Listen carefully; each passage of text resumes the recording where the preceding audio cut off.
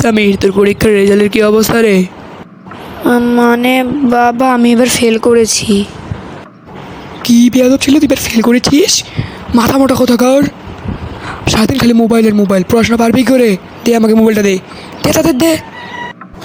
না বাবা, তুমি নিও না বাবা, আমি এটা ছাড়া বাঁচবো না বাবা, নিও না বাবা।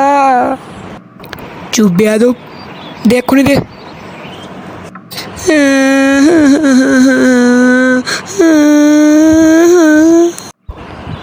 চলো ভাইয়া, দুজনে মিলে মোবাইলে গেম খেলি।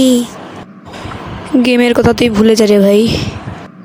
কেন ভাইয়া, কি হলো? আরে আমি রেজাল্ট খারাপ করে আব্বু আমার কাছ থেকে মোবাইল নিয়ে নিছে।